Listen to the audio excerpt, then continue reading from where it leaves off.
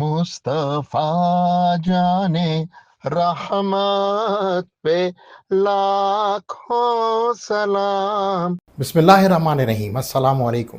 خانہ کعبہ کے وہ امام اور وہ عالم دین جن کا تعلق اہل سنت و جماعت سے تھا اور ان کے ساتھ وہابیہ کا کیا سلوک رہا، مختصر سے ابتدائیے میں یہ ضرور بتاؤں گا کہ اہل سنت و جماعت مسلمانوں کی وہ جماعت ہے جو سرزمین عرب میں کثرت سے موجود تھی، اور اس جماعت کو اہل وہابیہ نے مسلمانوں میں انتشار ڈالنے کے لیے سب سے پہلے ٹارگٹ کیا۔ اب چاہے وہ عرب کی زمین ہو جہاں اہل وہابیہ خود ان سے متصادم تھے، یا پھر اہل دیوبند ہو جو بر صغیر میں اہل وہابیہ کی فرنچائز ہونے کے ناطے اہل سنت سے نبردآزما تھے۔ تو آئیے سب سے پہلے بات کرتے ہیں حضرت سیدی شیخ احمد بن زئینی شافعی کی۔ شیخ صاحب کی ولادت 1816 میں مکہ مکرمہ میں ہوئی، ان کا وصال 1886 میں ہوا اور وہ جنت البقیع میں مدفون ہیں۔ 1871 سے لے کر اپنے وصال تک وہ مکہ کے گرینڈ مفتی تھے اور امام کعبہ کے فرائض بھی انجام دے رہے تھے۔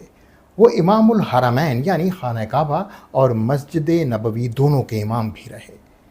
یہاں یہ بات بھی واضح کرنا نہایت ضروری ہے کہ شیخ صاحب جس دور میں اپنے مذہبی فرائض انجام دے رہے تھے وہ سلطنت عثمانیہ کا تقریباً آخری دور تھا، اور وہابی فکر بڑی تیزی سے سرزمین عرب میں پھیل رہی تھی۔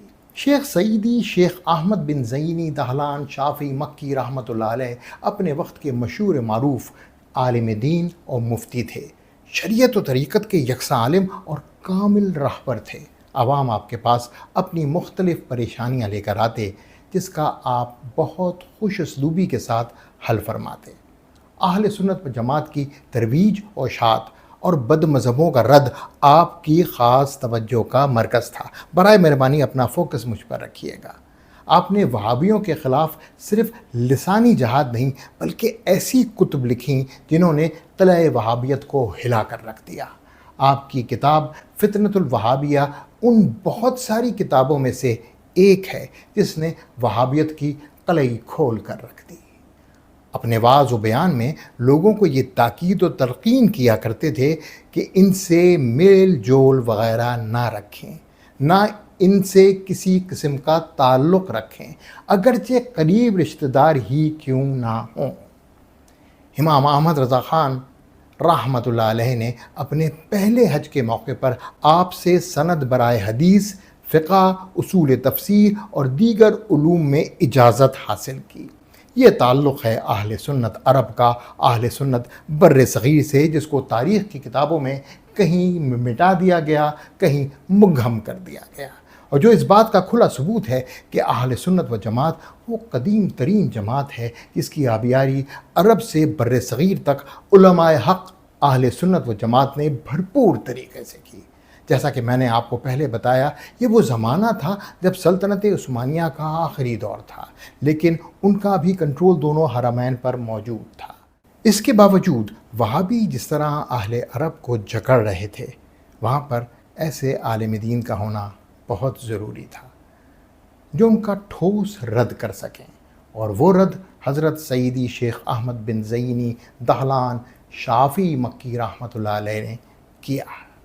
آئیے اب اس دور میں چلتے ہیں جس دور میں وہابیوں نے سعودی عرب کی ریاست کو قائم کرنے کے بعد وہابیت کی سرزمین پر نافذ کر دیا تھا۔ یہ شیخ مان الدباغ ہیں جو کہ حضرت سید محمد بن علوی مالکی رحمۃ اللہ علیہ کے شاگرد ہیں۔ Then somebody came from behind the pillar with a shoe and he hit me in my face. And then he told me this didn't happen once, twice. Throughout his life, he went through tough time and difficult times.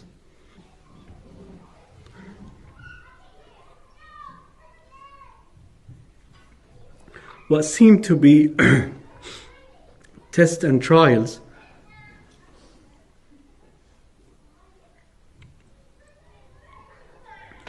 was full of divine blessings. Throughout the tests that he went through and the difficulties that he experienced, Allah subhanahu wa ta'ala was giving him sweetness to taste and things. Why is that? Because why he went through all these difficulties is it's for one purpose, for two things actually. One, to defend the methodology of Ahl Sunnah wal Jama'ah. Us video میں وہ شیخ صاحب پہ ہونے والے مظالم کے بارے میں تفصیل سے بتا رہے ہیں۔ انہوں نے یہ بھی بتایا کہ شیخ صاحب کو ان کی امپورٹنٹ پوسٹس پر سے کیسے ریموو کیا جاتا رہا، جیسا کہ امام کعبہ، جیسا کہ دونوں حرمین کے شیخ الاسلام ہونے کا اعزاز جو ان کے پاس موجود تھا، اور ساتھ ہی ان کی فیملی کو کس طرح تذلیل کا نشانہ بنایا گیا۔ بقول شیخ صاحب کے حضرت شیخ بن علوی المالکی کی زندگی کے دو بڑے مقاصد تھے، اہل سنت و جماعت کا دفاع کرنا اور وہابیہ کی فکر جو کہ مسلمانوں کے لیے بہت ڈسٹرکٹیو تھی اس کو روکنا۔ تھوڑا سا شیخ مان الدباغ کے بارے میں بھی آپ کو بتاتا چلوں۔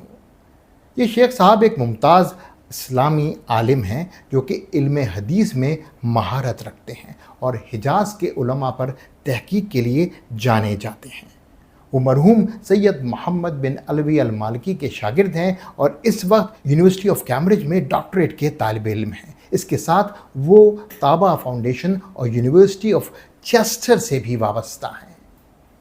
آئیے شیخ علوی بن مالکی کی پوری داستان سنتے ہیں، لیکن اس ایپیسوڈ میں ان کو کور کرنا ان کی پرسنالٹی کے ساتھ زیادتی ہوگی۔ ان کی مجاہدانہ خصوصیات جو انہوں نے اہل سنت و جماعت کی بقا کے لیے استعمال کی، اگلے ایپیسوڈ میں اس کے ساتھ پھر حاضر ہوں گا، انتظار کریے گا۔ انسنی باتیں، جواد رضا خان۔